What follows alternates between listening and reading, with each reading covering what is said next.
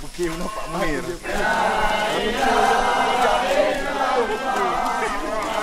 Fikir okey.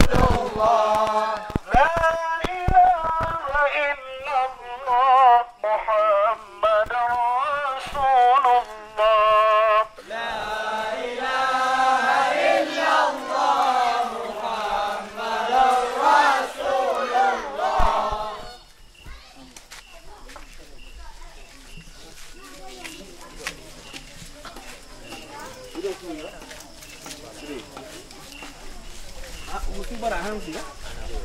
Mana? Tu barak mik dia.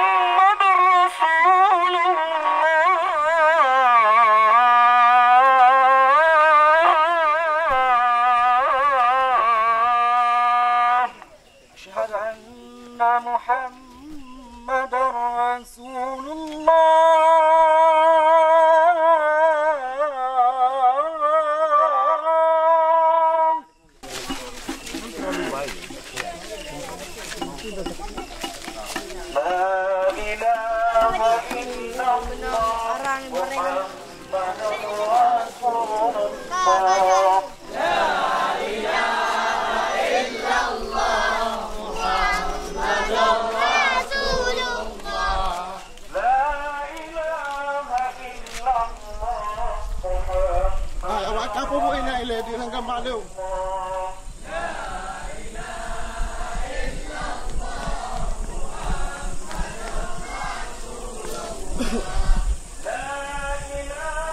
Jangan.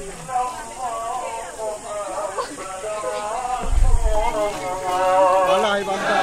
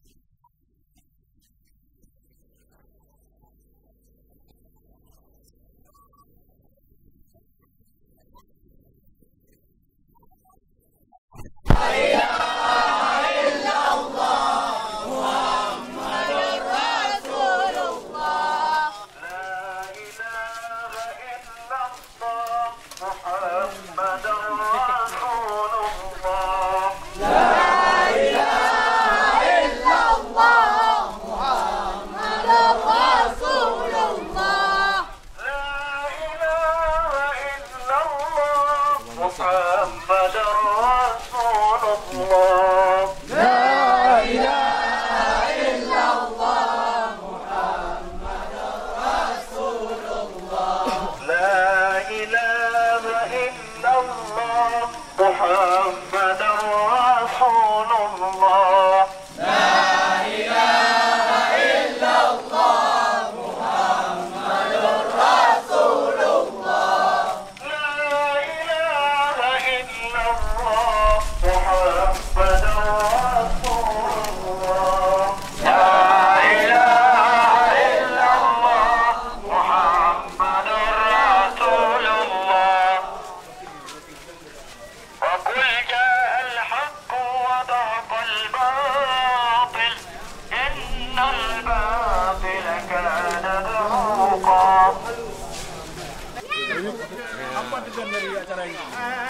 Ya, sebetulnya ini adalah bahagian dari kekayaan budaya dan disebut dengan kearifan lokal.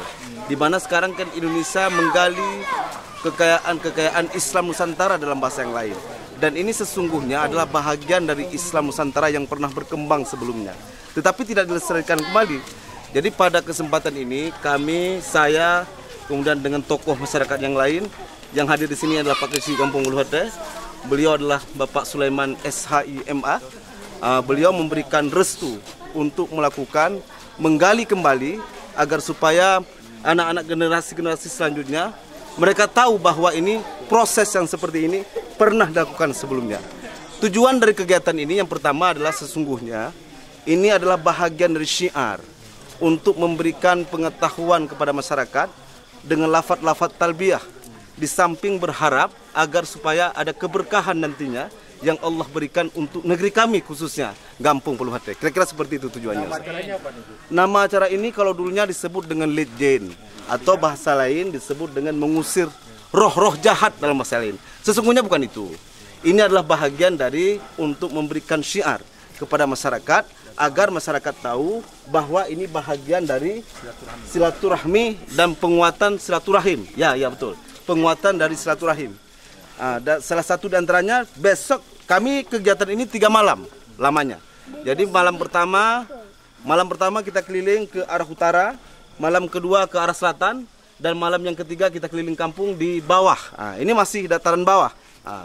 Kemudian di akhirnya nanti itu ada namanya ritual. Kegiatannya adalah kenduri yang dilakukan di Catulak Bala. Besok. Misalnya persiapannya Ya, dari awal. persiapannya yang pertama ya persiapan tentu zikir-zikir yang akan dikumandangkan di saat kita jalan. Dan sebelumnya ada muqaddimah zikir namanya.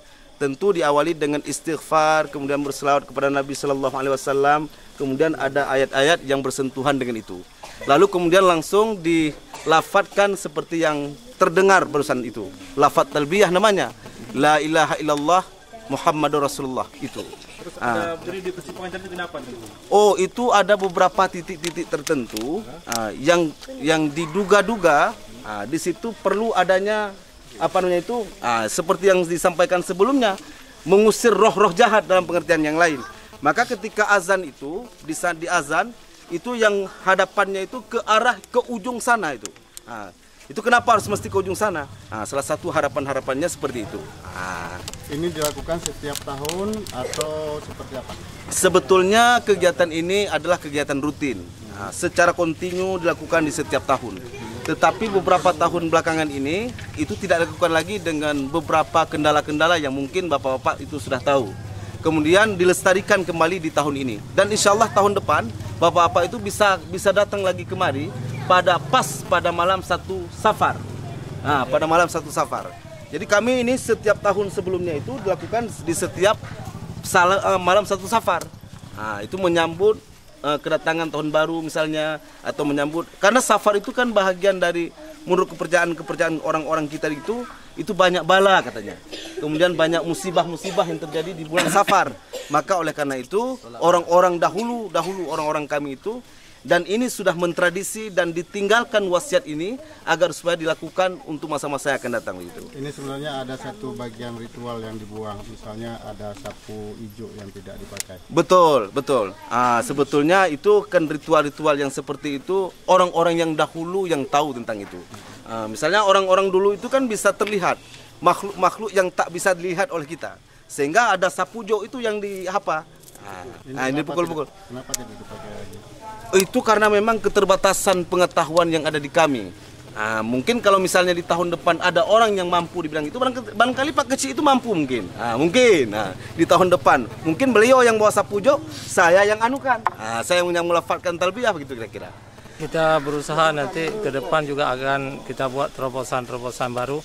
Mungkin budaya-budaya lama yang sudah ditinggal atau karena pengaruh sebelumnya yang tradisi legend atau istilah lain. Jadi sebenarnya tidak ada lagi karena pengaruh konflik dulu, Pak. Karena pengaruh konflik tidak mungkin kita laksanakan di naik jalan-jalan di bukit atau berkeliaran malam lah.